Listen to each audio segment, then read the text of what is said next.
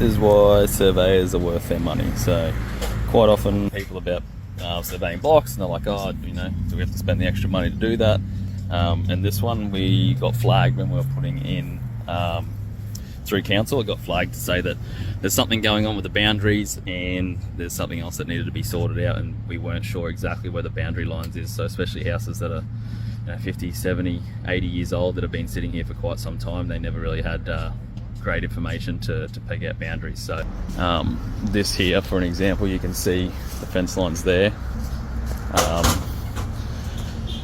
Fence lines here, but in actual fact the boundary is there. So this one is out by quite a fair bit, and this is where a lot of builders can get themselves into trouble, not having blocks surveyed, because once we're within 900 of a house, we start triggering fire issues, which is some implications we had through here. We had pretty much all the design done, the costing's done, everything finalised, and just through on our last few site investigations that the certifier picked up that's saying something's wrong with the boundary, it needs to be moved. So this house is actually, original house is sitting over this boundary, like it's sitting into the next door neighbour's property. So pays to check old fence lines, which once we've found out this, we've had to actually alter the design.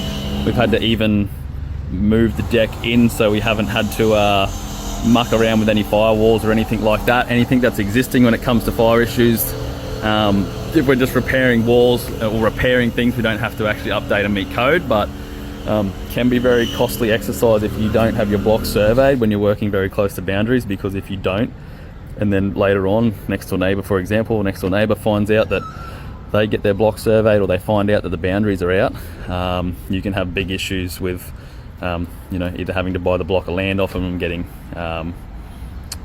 boundary realignments and all that, which can be upwards of 30 grand to do all that sort of stuff. So super important to do that, and you don't want to make sure you want to make sure you're not building on other people's houses. So this one here, once the surveyors once they survey the block, they've got to notify all the neighbours that their block or their land's out, or the owner's got part of their land or whatnot, and it's up to the next door neighbour as to what they do. So this one here, nothing actually happened. The neighbours are cool with it, but for example, this one's being over the top.